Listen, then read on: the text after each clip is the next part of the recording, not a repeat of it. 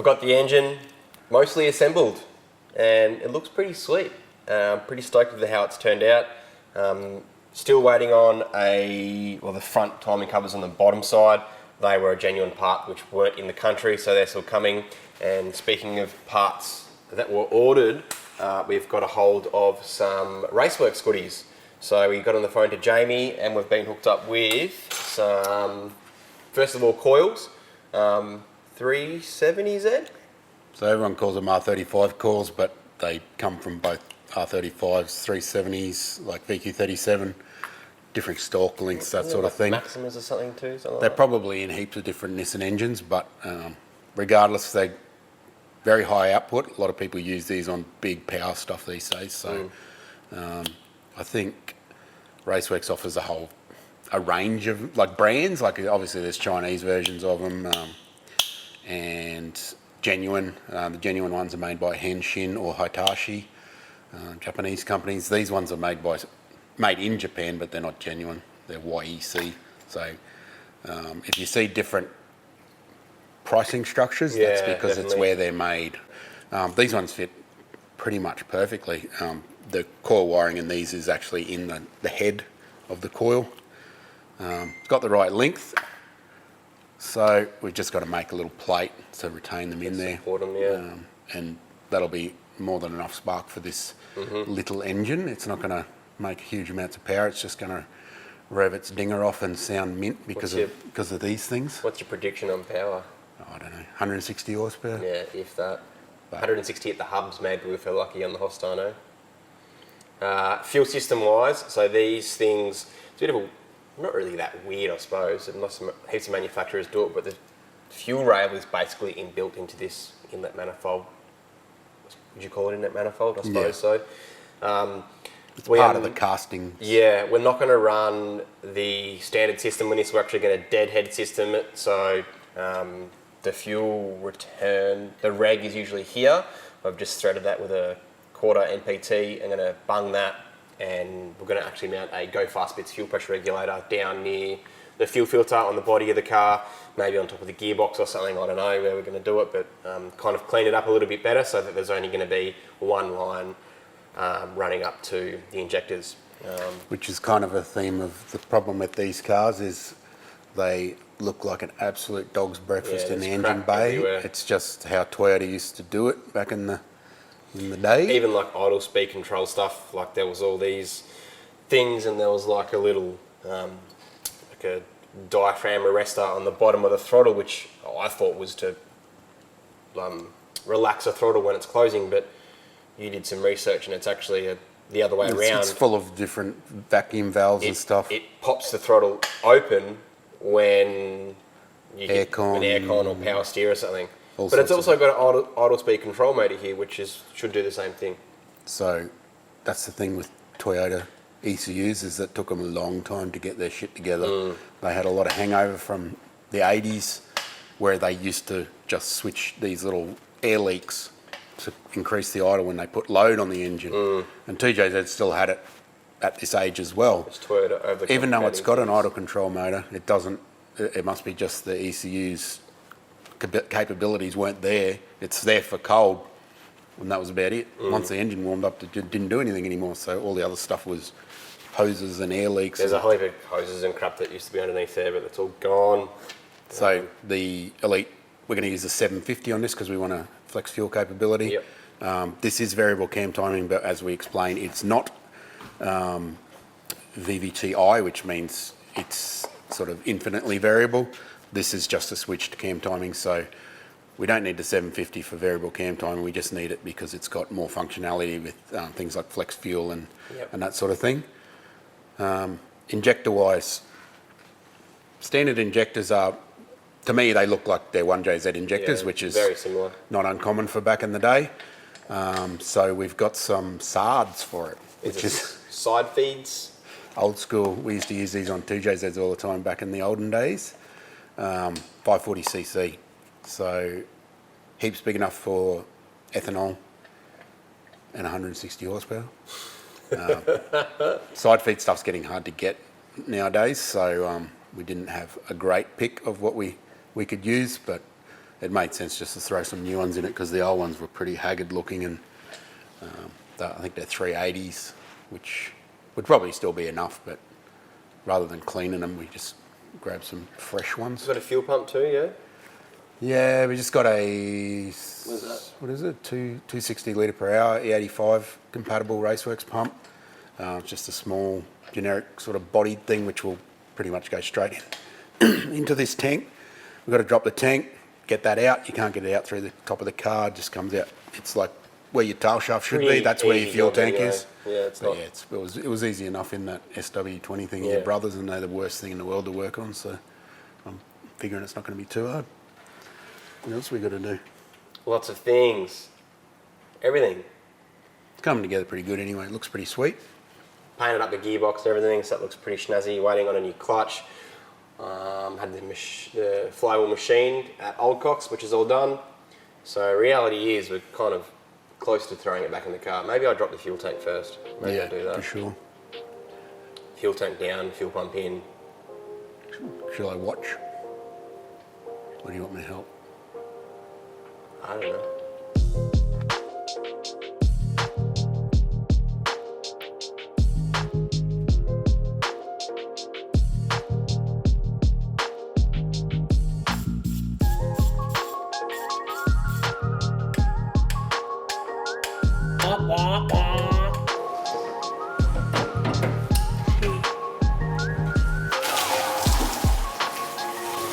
Seamless. KDM fuel, bra. Challenger fuel, bro. For sure. That sucker will run on Caro. It's 98, it's yellow.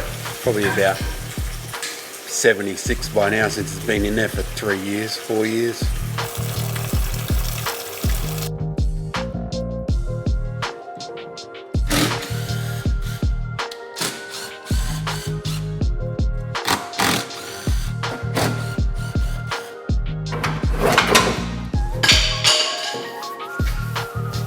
I might need a hand with this, bro. You'll be right. Wait. Don't undo them all at once, it'll probably fall on the ground. Yeah, well, that's why I wanted to get your hand to help me. I'm filming, bro. I feel like I've been in here before. Wait a second, hang on. Come back towards me if you can. Yeah, dog.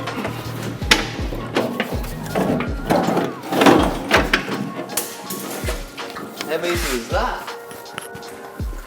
My neck and my back. Oh.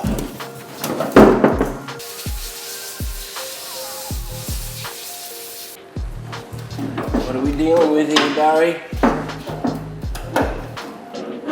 Probably an 80s fuel pump that's huge when it doesn't need to be.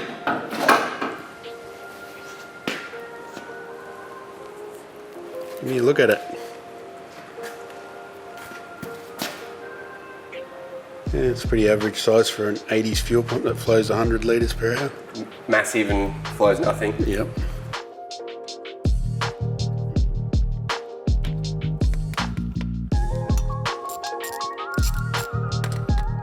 So there's the old stinking pump. That's going to go straight into the bin, and we have got a Raceworks 265 litre per hour ethanol compatible fuel pump to go in.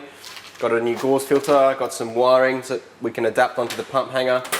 Before we fit that, we're going to go in to see our mate Shane at Old Cox, and we're going to weld on a -6 steel AN fitting onto the return line. That is just going to simplify everything rather than adapting from 5/16 return line down to 6mm. It's going to be a lot neater, so let's go and get that done.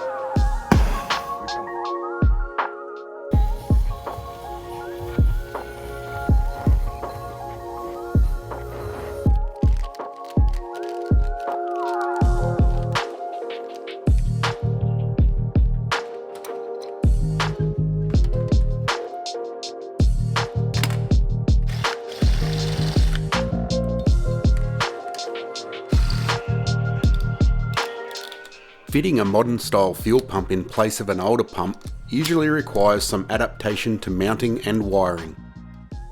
The pickup height is the most important thing. It must remain the same as the original height to ensure there is no issues with fuel surge, or just running out of fuel when your missus drives it for 3 days on the fuel light.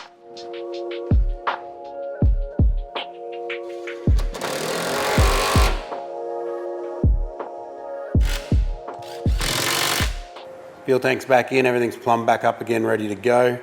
Now we are going to put the engine back in, or put the car back on top of the engine or something like that. It's hard to tell with these backwards Corollas. So this is probably not going to be much fun. Make sure you edit out all the swearing.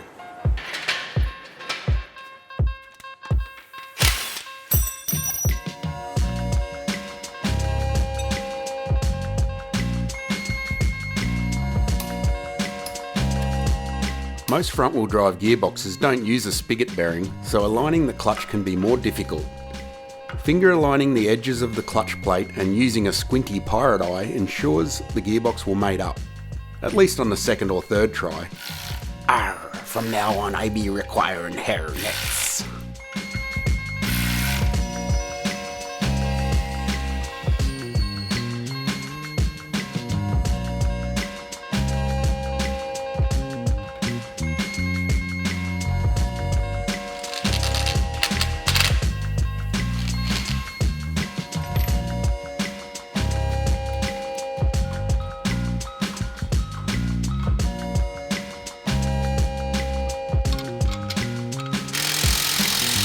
The engine and gearbox is placed on the 1980s Ray Grace Mitsubishi roll cab and positioned under the engine bay hole space thing.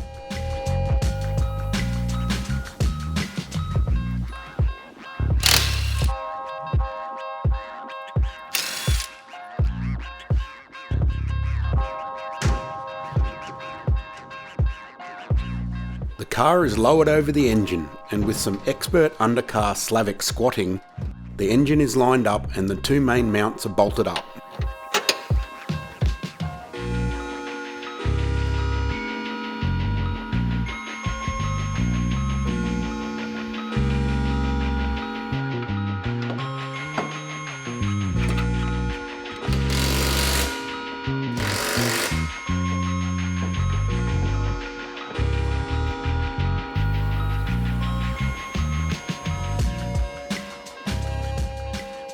Engine's in, and it was actually really easy, a lot better than a SW20 MR2, which is a bit of a pain because they've got some stupid cross member. And they've got silly tilty engines that want to fall over. They're like an old Valiant. All those silly tilty engines and everything that are pains in the butt. So now we're basically 99% complete because we just have to do the wiring, which is only 1% of the job. One thing I didn't film was the install of an oil cooler. Alan mentioned that it would be a good thing to do. Cool thing? Is that a dad joke? It was a good thing, and it was, oh yeah, didn't even think about that. You're not supposed to be a dad, but we never know. But installing it up where the standard air duct was, it's just dangling at the moment. So I just put some nutserts into the body there and two into the top of the oil cooler, and I've installed a oil filter relocation kit. So this is actually off my Crusader. One thing to install this, I just wanted to talk to the guys with 4AGE. So that is standard. I don't know why Toyota did this. It's not a cooler, it's just literally an extender, maybe to extend it to gain access to the oil filter. And that inside, it has a long tube with a 3/4 thread on it. This is not the one, it's actually probably double the size of that. And this is what was installed in the other engine. And basically went into this block, this silver top block. Old mate had just had a washer stack and it was in like 2 threads.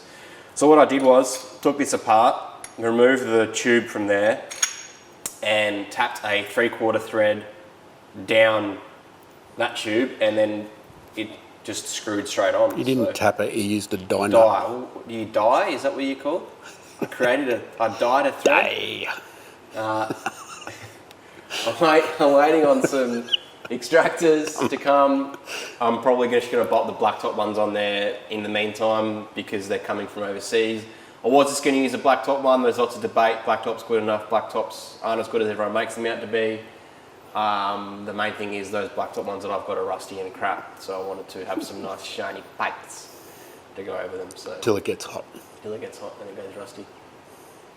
Lots of work still to do, cooling system, wiring, fuel lines. Get to work. Yeah, bring the car down off the hoist, eh? Hey everybody!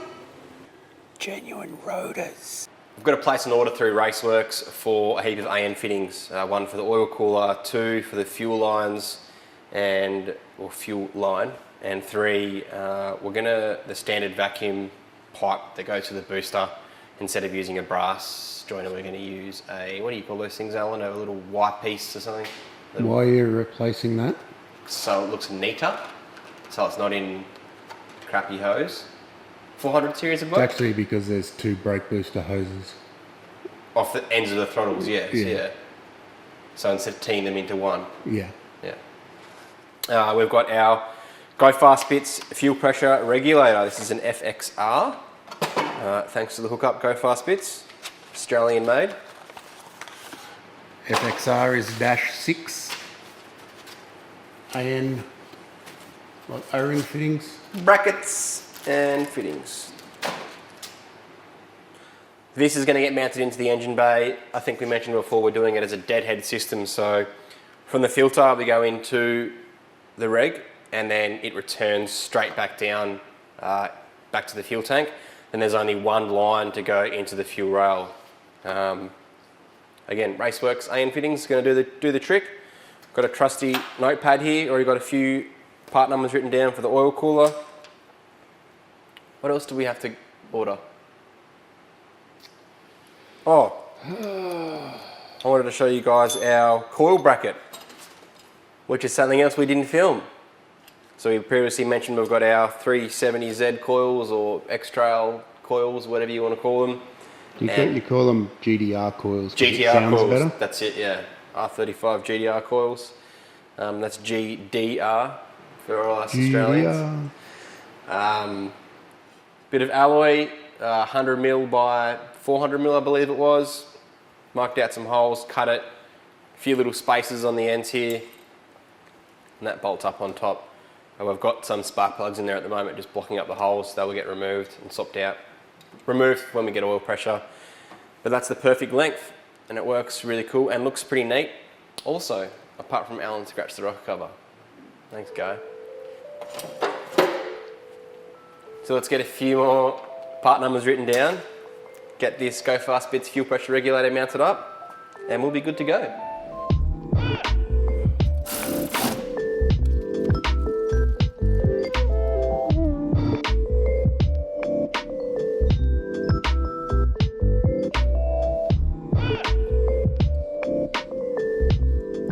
Woody makes a list of required AN fittings to send to Jamie at Raceworks, and then moves on to mounting the coolant header tank.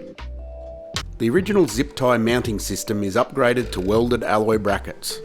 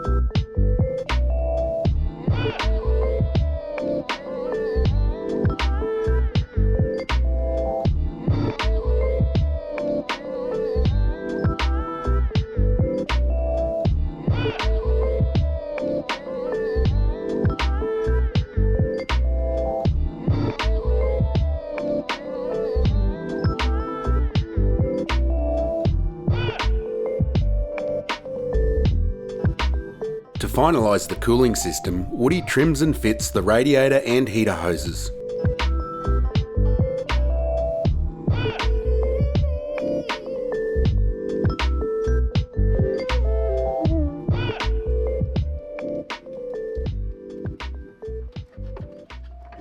What do you think, Alan? I think I've done a pretty good job. Think about what? my radiator pipage. Oh yeah. Is pipage a word? It's not a Hosage. hosage. Can't see much. It's too dark in there. Is that light gone? I like your VH radiator hoses, heater hoses How good are they? They fit absolutely everything. for the win. When in doubt, What Commodore hoses. do you use for So radiator hoses? our local parts store couldn't find a hose, couldn't get a hose for me. I think Which is not surprising, since they sold about 8 of these in Australia, and it's I think 40 that years the thermostat housing one down, that may have worked, but the other one had this, they had an oil cooler here and the filler neck was over here, and I think the 16 valve it's in the headlock port front. was yeah. over this side, so the pipe used to come out of here into an oil cooler, the hose wrapped up along here to a filler, and then here. Old mate who previously did it had it come along here and then wrap back around and then in there, which was just crap. It was a dog's breakfast. So I've used an AE102 lower hose to come out of the head. Which is a 7A FE. 7A FE, yes. And a Hyundai XL hose. Ooh, which was like XL. 97 or something. X3XL, that was a star of the show in the 90s. XLs are great. Good cars. People still race them or not? Yeah, there's an XL series. And then, and then some Sheep VH. steaks. Yeah, sheep steaks for sure. And then some VH Commodore heater hoses, which are just basically a long pipe with an L. I have got, like, what was this one that I bought? This was a Mitsubishi Starion 2-litre with turbo, L200 Express 4-wheel drive utility, MCMD. So Does that have a lot of dust on it? Because I reckon that's probably been there since the 80s. this diameter was actually different. That was going to work pretty well for that thermostat housing one, but the diameter is just slightly wrong. I didn't want to use it and have a clamp and have a failure, so it ended up working well. And sometimes that's what you've got to do. You literally just have to look what you've got, go to the parts store and ask them, hey, can I just go to the radiator hoses and have a squeeze? And that's what we ended up with. So And just buy 4 of them, because... yeah, I bought some Commodore ones first, but they were 35 mil, not 32 is what I need. They would have worked well a bit, but again, it didn't work. And then I ended up having like 8 hoses altogether. So as long as you don't chop them up in the process, you can take them I back, didn't of chop one course. up. The Camry one was another one that I bought. But it's not much dollar investment in the grand scheme of things. Not is it? really, it's like a $15 hose or something. So And what's going on with this shiny tank? so yeah, made this up basically. Again, That was already there, yeah? the filler neck, that was the overflow. The filler neck was over there, I think it was. So instead, we're just going to have this as the filler, and then I'm going to weld a dash 12 fitting onto the thermostat housing and onto the bottom of that. And that's our fill point and our expansion, basically. So It won't be full, it'll just no, be... it won't be full. No, it'll find its own level. It's where it'll rise and fall. And Raceworks stuff is coming for oil cooler, fuel system, and cooling system and stuff like that. And Alan has started on some wiring for me, which was meant to be my job. Let's go talk about some wiring. You want to talk about some wiring? I can talk about wiring if you want. I'd like you to. Thanks. Okay. Now that the engine's all in and the plumbing's mostly sorted, we can get to the good stuff, which is wiring up the ECU, the important bits. We've got an Elite 750. We're using that so we can have flex fuel and other things. So I've got a flying lead loom here. We're going to do it all from scratch. The rest of the wiring loom is junk, which is pretty Toyota standard. They don't really last very well. So we've got a whole bunch of new plugs and pins and stuff coming to suit every connector on the engine. So you can buy all that gear from multiple resources. So it's always a good idea to get some new connectors for it, if you can. So we'll get stuck into that next week. Thanks for watching. Don't forget to like, subscribe, and click on Woody's bells. And You love my bells. bells and whistles. That was a terrible dad joke. Just leave the dad jokes to me, bro. Radio. Thanks for watching.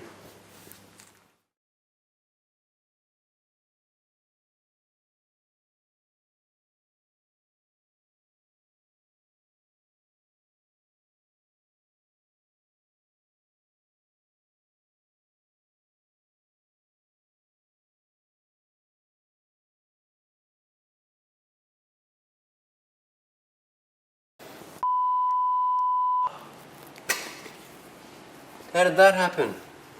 You dropped the chain and went tink. Don't blame me. Wheel, because you scratched it. I don't give a f. It's going to get more scratch before you're finished with it. Could have painted the gearbox. You could have painted the gearbox. I did paint the gearbox. Looks shit. Nice overspray on the strut top, bro. Don't give me shit about painting, bro. Look at that. Yeah, I know. It'll come off. Disgrace. Sure. Don't even know if I can look at you anymore. Don't even know if I can look at you anymore. You could be a part-time model. Oh, yeah. That's when you do that. I hate that so much. Now that I know that, I'm going to do it all. It's just, it's super annoying. Yes, it is. Shit. You're a jerk, aren't you? No. Oh, hey, this is something that Woody doesn't like. I'm going to do it to annoy him. Yeah. Yeah, that's right. Every time.